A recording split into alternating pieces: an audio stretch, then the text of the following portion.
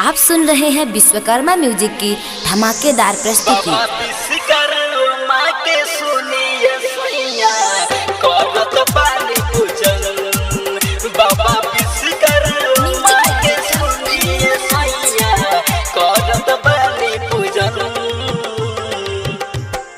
बाबा विश्वकर्मा के महिमा बा भारी, जाने ला दुनिया जहां। बाबा विश्वकर्मा के महिमा बा भारी, जाने ला दुनिया जहां। बाबा विश्वकर्मा के महिमा बा भारी, जाने ला दुनिया जहां। बाबा विश्वकर्मा के सुनिए सैया करत बाली पूजन। बाबा विश्वकर्मा के सुनिए सैया करत बाली पूजन। बाबा विश्वकर्मा के महिमा बा भारी, जाने ला दुनिया जहां। बाबा विश्वकर्मा के महिमा बा भारी, जाने ला दुनिया जहां। बाबा विश्वकर्मा के महिमा बा भारी, जाने ला दुनिया जहां।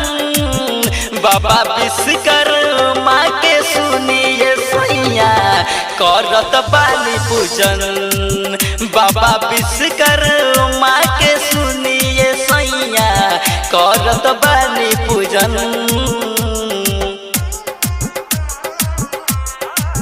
करत बाली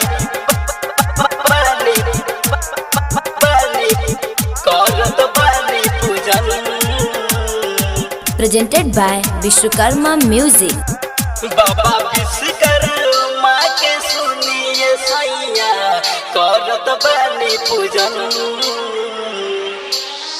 होखेला पूजा ये 17 सितंबर, बाबा विश्वकर्मा के करियो अभिनंदन। होखेला पूजा ये 17 सितंबर, बाबा विश्वकर्मा के करियो अभिनंदन। जल्दी आ जाई हमरो सजन।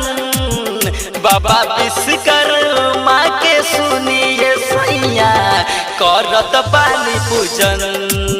बाबा विश्वकर्मा के सुनिए सैया करत बाली पूजन। करत बाली पूजन, करत बाली पूजन। ओम साई डिजिटल रिकॉर्डिंग स्टूडियो ढाका। बाबा विश्वकर्मा के सुनिए सैया करत बाली पूजन। राइटर राजा मंजस गीत करावा लिखले बाबा विश्वकर्मा के गानावा। राइटर राजा मंजस गीत करावा गवले बा अनिल शर्मा बाबा के गानावा। करत बानी जी हम पूजन।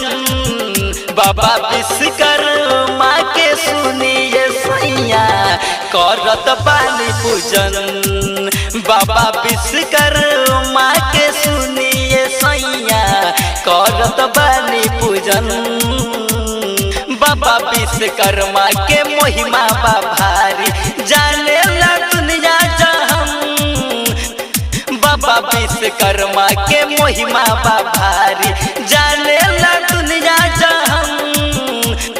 बाबा विश्वकर्मा के महिमा बा भारी, जाने ला दुनिया जहां।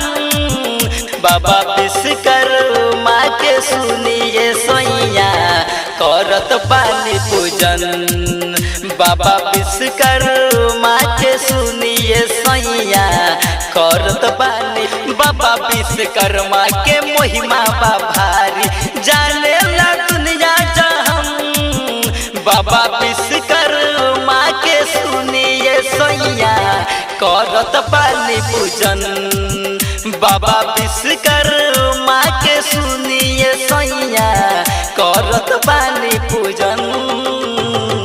बाबा विश्वकर्मा के महिमा बा भारी, जाने ला दुनिया जहां। बाबा विश्वकर्मा के महिमा बा भारी,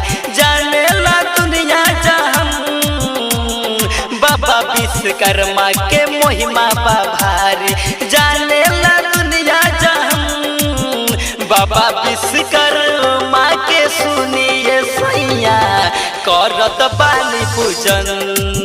बाबा विश्वकर्मा के सुनिए सैया करत बानी पूजन। ओम साई डिजिटल रिकॉर्डिंग स्टूडियो ढाका।